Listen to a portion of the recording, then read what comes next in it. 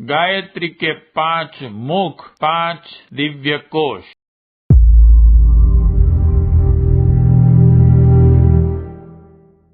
गायत्री के पंचमुखी चित्रों एवं पंचमुखी प्रतिमाओं का प्रचलन इसी प्रयोजन के लिए है कि इस महामंत्र की साधना का अवलंबन करने वालों को यह विदित रहे कि हमें आगे चलकर क्या करना है। जब ध्यान, स्तोत्र, पाठ, पूजन, हवन यह आरंभिक क्रिया कृत्य हैं। इनसे शरीर की शुद्धि और मन की एकाग्रता का प्रारंभिक प्रयोजन पूरा होता है। इससे अगली मंजिलें कड़ी है। इनकी पूर्ति के लिए साधक को जानकारी प्राप्त करनी चाहिए और उस मार्ग पर चलने के लिए आवश्यक तत्परता, दृढ़ता एवं क्षमता का संपादन करना चाहिए। इतना स्मरण यदि साधक रख सका तो समझना चाहिए कि उसने गायत्री पंचमुखी चित्रण का प्रयोजन ठीक तरह से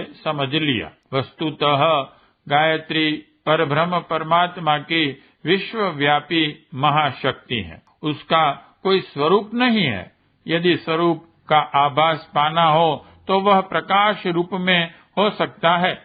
ज्ञान की उपमा प्रकाश से दी जाती है। गायत्री का देवता सविता है। सविता का अर्थ है सूर्य, प्रकाश पुंज। जब गायत्री महाशक्ति का अवतरण साधक में होता है तो साधक को ध्यान के प्रकाश बिंदु एवं वृत्त का आभास मिलता है। उसे अपने हृदय, सिर, नाभि अथवा आंखों में छोटा या बड़ा प्रकाश पिंड दिखाई पड़ता है। यह कभी घटता कभी बढ़ता है। इसमें कई तरह की कई आकृतियां भी, कई रंगों के प्रकाश किरणें दृष्टिगोचर होती हैं। यह आरंभ में हिलती डुलती रहती हैं, कभी प्रकट कभी लुप्त होती हैं, पर धीरे धीरे वह स्थिति आ जाती है कि विभिन्न आकृतियां, हलचलें एवं रंगों का निराकरण हो जाता है और केवल प्रकाश बिंदु ही शेष रह जाता है। प्राथमिक स्थिति में यह प्रकाश छोटे आकार का एवं स्वल्प तेज का होता है, किंतु जैसे जैसे आत्मिक प्रगति ऊर्ध्वगामी होती है वैसे वैसे प्रकाश वृत्त बड़े आकार का, अधिक प्रकाश का, अधिक उल्लास भरा दिखता है। जैसे प्रातः काल के उगते हुए सूर्य की गर्मी पाकर कमल की कलियां खिल पड़ती हैं, वैसे ही अंतरात्मा इस प्रकाश अनुभूति को देखकर ब्रह्मानंद का, परमानंद का, सच्चिदानंद का अनुभव करता है। जिस प्रकार चकोर रात भर चंद्रमा को देखता रहता है, वैसी ही साधक की इच्छा होती है कि इस प्रकाश को ही देखकर आनंद विभोर होता रहे। कई बार ऐसी भावना भी उठती है कि जिस प्रकार दीपक पर पतंगा अपना प्राण होम देता है, अपनी तुच्छ सत्ता को प्रकाश की महत्ता में विलीन होने का उपक्रम करता है, वैसे ही मैं भी अपने अहम को इस प्रकाश रूप ब्रह्म में लीन कर दूं। यह निराकार ब्रह्म के ध्यान की थोड़ी झांकी हुई। अनुभूति की दृष्टि से साधक को ऐसा भान होता है मानो उसे ब्रह्म ज्ञान की, तत्व दर्शन की अनुभूति हो रही हो। ज्ञान के सारांश का जो निष्कर्ष है, उत्कर्ष आदर्शवादी क्रियाकलाप से जीवन को ओतप्रोत कर लेना है, वही आकांक्षा एवं प्रेरणा मेरे भीतर जाग रही है। जाग ही नहीं वरन संकल्प का, निश्चय का, अवस्था का, तथ्य का रूप धारण कर रही है। प्रकाश की अनुभूति का यही चिन्ह है। माया, मोह और स्वार्थ संकीर्णता का अज्ञान तिरोहित होने से मनुष्य विशाल दृष्टिकोण से सोचता है और महान आत्माओं जैसी साहसपूर्ण गतिविधियां अपनाता है। उसे लोभी और स्वार्थी, मोहग्रस्त, मायाबद्ध लोगों की तरह परमार्थ पथ में साहस पूर्ण कदम बढ़ाते हुए न तो झिझक लगती है और न संकोच होता है। जो उचित है उसे करने के लिए, अपनाने के लिए निर्भीकता पूर्वक साहस भरे कदम उठाता हुआ श्रेय पथ पर अग्रसर होने के लिए द्रुत गति से बढ़ चलता है। यह तो गायत्री रूपी पर ब्रह्म सत्ता के उच्च स्तरीय ज्ञान एवं ध्यान का स्वरूप हुआ। प्रारंभिक स्थिति में ऐसी उच्च स्तरीय अनुभूतियां संभव नहीं। उस दशा में प्रारंभिक क्रम ही चलाना पड़ता है। जब पूजन, ध्यान, स्तवन, हवन जैसे शरीर साध्य क्रियाकलाप ही प्रयोग में आते हैं, तब चित्त या प्रतिमा का अवलंबन ग्रहण किए बिना काम नहीं चल सकता। प्रारंभिक उपासना साकार माध्यम से ही संभव है। निराकार का स्तर काफी ऊंचे उठ जाने पर आता है। उस स्थिति में भी प्रतिमा विरोध या परित्याग करने की आवश्यकता नहीं पड़ती, वरन उसे नित्य कर्म में सम्मिलित रखकर संचित संस्कारों को बनाए रहना पड़ता है। इमारत की नींव में कंकड़ पत्थर भरे जाते हैं। नींव जम जाने पर तरह तरह के डिजाइन की इमारतें उस पर खड़ी होती हैं। नींव में पड़े हुए कंकड़ पत्थर दृष्टि से ओझल हो जाते हैं, फिर भी उनका उपहास उड़ाने, परित्याग करने या निकाल फेंकने की आवश्यकता नहीं पड़ती, वरन यह मानना पड़ता है कि उस विशाल एवं बहुमूल्य इमारत का आधार वे नींव में भरे हुए कंकड़ पत्थर ही हैं। साकार उपासना की आध्यात्मिक प्रगति भी नींव भरना कहा जा सकता है। आरंभिक स्थिति में उसकी अनिवार्य आवश्यकता ही मानी गई है।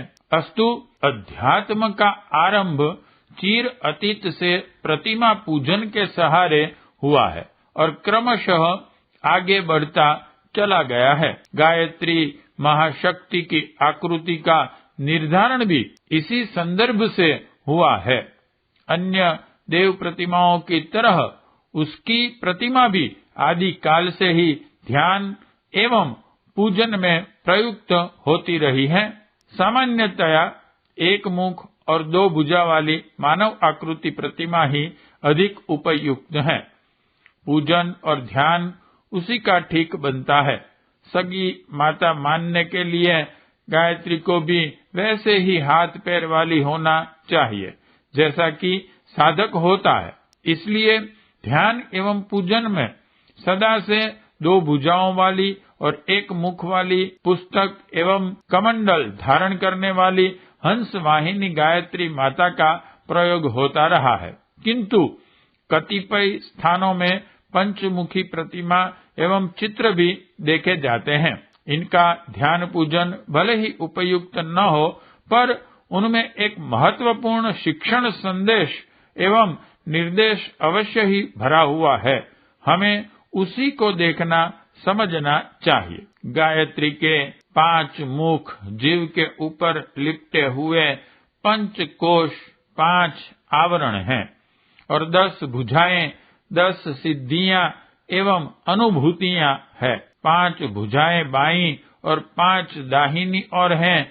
उसका संकेत गायत्री महाशक्ति के साथ जुड़ी हुई 5 भौतिक और 5 शक्तियों एवं सिद्धियों की ओर है। इस महाशक्ति का अवतरण जहाँ भी होगा, वहाँ वे 10 अनुभूतियां, विशेषताएं, संपदाएं निश्चित रूप से परिलक्षित होंगी। साधना का अर्थ एक नियत पूजा स्थान पर बैठकर अमुक क्रियाकलाप पूरा कर लेना मात्र ही नहीं है, वरन समस्त जीवन को साधनामय बनाकर अपने गुण, कर्म, स्वभाव को इतने उत्कृष्ट स्तर का बनाना है कि उसमें वे विभूतियां प्रत्यक्ष दृष्टि गोचर होने लगे, जिनका संकेत पंचमुखी माता की प्रतिमा में 10 भुजाएं दिखाकर किया जाता है। भुजाएं शक्तियां एवं सामर्थ्य की प्रतीक है। साधना का उद्देश्य शक्ति प्राप्त करना है।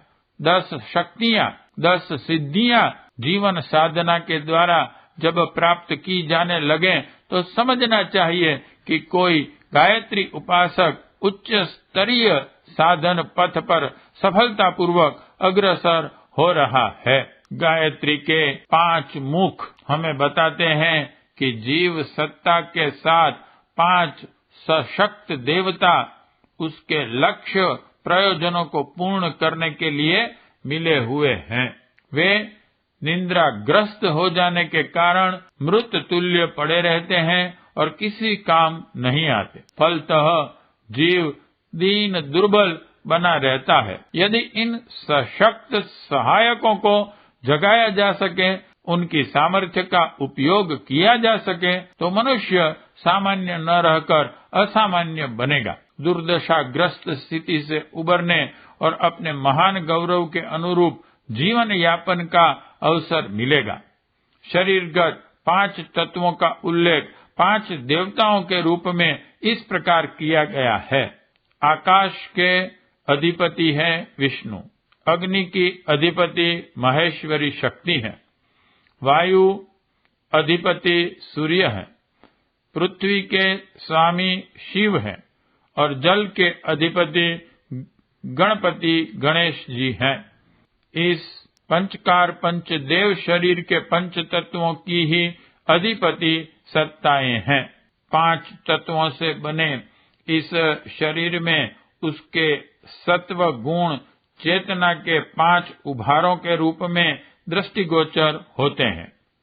1 मन माइंड, 2 बुद्धि इंटेलेक्ट, 3 इच्छा विल, 4 चित्त माइंड स्टफ, 5 अहंकार ईगो। 5 तत्वों इंटू ब्रैकेट 5 एलिमेंट्स के राजस तत्व से 5 प्राण इंटू ब्रैकेट वाइटल फोर्सेस उत्पन्न होते हैं। 5 ज्ञानेन्द्रियां उन्हीं के आधार पर अपने विषयों का उत्तरदायित्व निभाती है। तत्वों के तमस भाग से काय कलेवर का निर्माण हुआ है। 1 रस, 2 रक्त, 3 मांस, 4 अस्थि, 5 मज्जा के रूप में उन्हें क्रिया निरत काया में देखा जा सकता है। मस्तिष्क, हृदय, आमाशय, फुफ्फुस और गुर्दे, यह 5 विशिष्ट अवयव तथा 5 कर्मेंद्रियों को उसी क्षेत्र का उत्पादन कह सकते हैं। जीव सत्ता के सहयोग के लिए मिले 5 देवताओं को 5 कोश कहा जाता है। यह दिखने में शरीर एक ही दिखाई पड़ता है, फिर भी उनकी सामर्थ्य क्रमशः एक से एक बढ़ी चढ़ी है।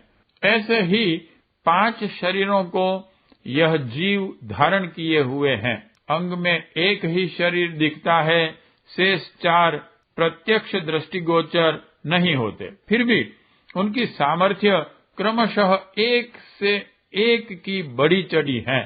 न दिखते हुए भी वे इतने शक्ति संपन्न हैं कि उनकी क्षमताओं को जगाया जा सकना संभव हो सके तो मनुष्य तुच्छ से महान और आत्मा से परमात्मा बन सकता है।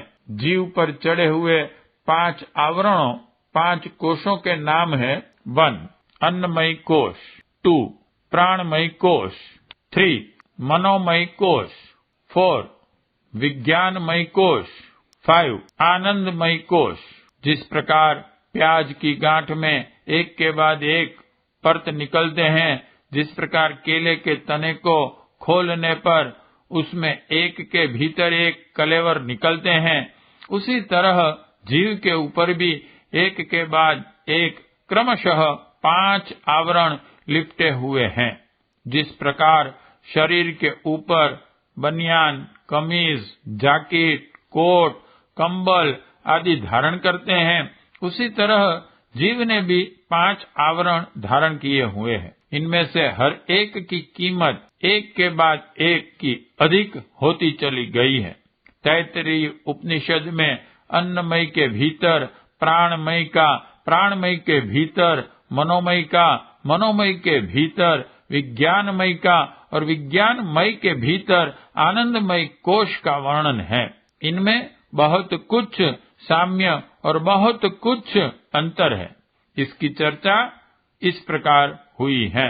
तैत्तिरीय उपनिषद 2/1/1 मनुष्य अन्न रसमय है, यही उसका शीर है, यही उसका दक्षिण पक्ष है, यही उसका उत्तर पक्ष है, यह आत्मा है। यह पुच्छ तंत्र मेरुदंड पर प्रतिष्ठित है। तैत्रेय उपनिषद 2/2/1। उपर्युक्त अन्न रस धातुओं से विनिर्मित अन्नमय कोश से पृथक किंतु भीतर रहने वाला आत्मा प्राणमय है। वह इतने में ही पूर्ण है। वह भी वैसी ही आकृति का है, वैसी ही उसकी गतिविधि है। उस प्राणमय कोश का प्राण ही शीर है। उसका व्यान दक्षिण पक्ष और अपान उत्तर पक्ष है। आकाश उसकी आत्मा है। पृथ्वी में उसकी पुच्छ प्रतिष्ठा है। तैत्रेय उपनिषद 2/3/1। इस प्राणमय कोश से भिन्न मनोमय कोश है। प्राणमय कोश मनोमय कोश से भरपूर है। वह उसी के समान है। जैसा प्राणमय कोश है, वैसा ही मनोमय कोश है। यजु उसका शीर है। ऋग दक्षिण पक्ष और साम उत्तर पक्ष है। आदेश उसका आत्मा है। वेदों को यहाँ मनोमय कोश के साथ क्यों जोड़ा गया, इसका समाधान शंकर भाष्य में संकल्प मंथन और भाव को यजु रुक साम के रूप में किया है। तैत्रेय उपनिषद 2/4/1। मनोमय कोश से अलग विज्ञानमय कोश है। मनोमय कोश विज्ञानमय कोश से आच्छादित है।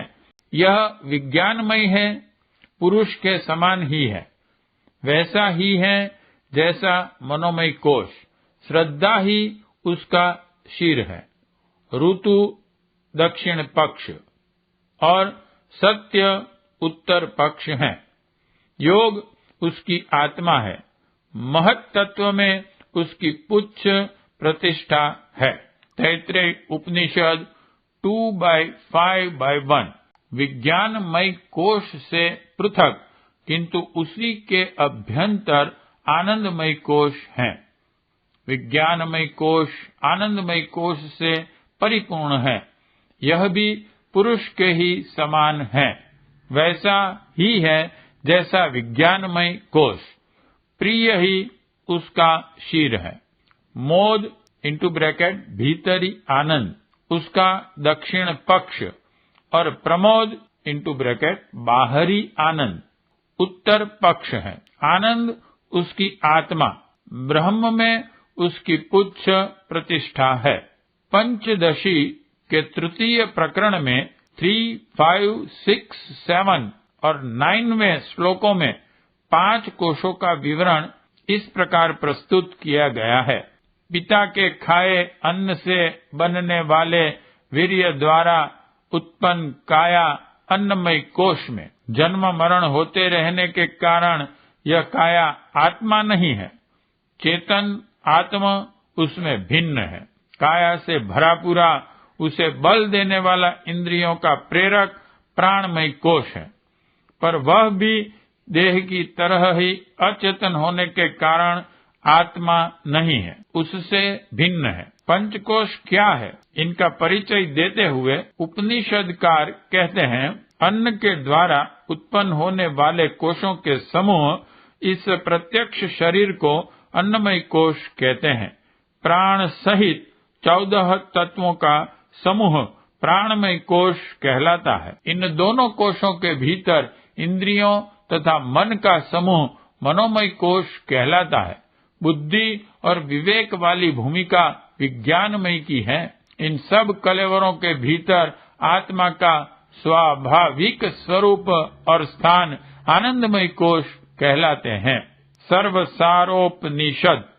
इस प्रकार मानवीय चेतना को 5 भागों में विभक्त किया गया है। इस विभाजन को 5 कोश कहा जाता है। अन्नमय कोश का अर्थ है इंद्रिय चेतना। प्राणमय कोश अर्थात जीवनी शक्ति। मनोमय कोश विचार बुद्धि। विज्ञानमय कोश अचेतना सत्ता एवं भाव प्रवाह। आनंदमय कोश आत्मबोध जागृति। प्राणियों का स्तर इन चेतनात्मक परतों के अनुरूप ही विकसित होता है। गायत्री की उच्च स्तरीय साधना इन 5 कोशों का अनावरण करने, उन्हें जागृत करने के लिए ही की जाती है। इस उच्च स्तरीय साधना की ओर इंगित करने के लिए गायत्री का अलंकारिक स्वरूप 5 मुख वाला बनाया गया है। इस चित्रण में सूक्ष्म शरीर के 5 कोशों की प्रमुख क्षमता को जागृत करने और महाविज्ञान का समुचित लाभ उठाने का संकेत है। इन कोशों के माध्यम से व्यक्तित्व की समृद्धियों और विभूतियों से सुसज्जित कर सकने वाली दिव्य संपदाएं उपलब्ध की जा सकती हैं। चेतना क्षेत्र में कुबेर जैसा सुसंपन्न बना जा सकता है। कोश का एक अर्थ आवरण एवं पर्दा भी होता है। कोश खोल अथवा म्यान को भी कहते हैं। बढ़ते उतरते आवरण हटाते चलने पर वस्तु का असली स्वरूप सामने आ जाता है। 5 कोशों के जागरण से, अनावरण से कसाई कल्मशों के वे अवरोध हटते हैं जिनके कारण जीवात्मा को अपने ईश्वर प्रदत्त उत्तराधिकार से वंचित रहकर दुर्दशाग्रस्त परिस्थितियों में गुजारा करना पड़ता है। 5 कोशों के विभाजन को 3 के वर्गीकरण में भी प्रस्तुत किया गया है। स्थूल, सूक्ष्म और कारण, यह 3 शरीर बताए गए हैं। उन्हें त्रिपदा गायत्री कहा जाता है। स्थूल शरीर में अन्नमय और प्राणमय कोश आते हैं। 5 तत्वों और 5 प्राणों का समावेश है। सूक्ष्म शरीर में मनोमय कोश और विज्ञानमय कोश सन्निहित हैं। इन दोनों को चेतन मस्तिष्क और अचेतन मानस कह सकते हैं। कारण शरीर में आनंदमय कोश आता है। विज्ञ जनों ने इस विवेचन में यत्किंचित मतभेद भी व्यक्त किया है, पर वस्तु स्थिति जहाँ की तहाँ रहती है। वस्तुतः 5 कोशों का उपहार प्रभु ने हमारी अनंत सुख सुविधाओं के लिए दिया है। यह 5 सवारियां हैं जो अनिष्ट रूपी शत्रुओं का विनाश और आत्म संरक्षण करने के लिए अति उपयोगी हैं। यह 5 शक्तिशाली सेवक हैं जो हर घड़ी आज्ञा पालन के लिए प्रस्तुत रहते हैं। इन 5 खजानों में अटूट संपदा भरी पड़ी है। इस पंचामृत का ऐसा स्वाद है कि जिसकी बूंद चखने के लिए मुक्त हुई आत्माएं लौट लौट कर नरतन में अवतार लेती रहती है। बिगड़ा हुआ अमृत विष हो जाता है।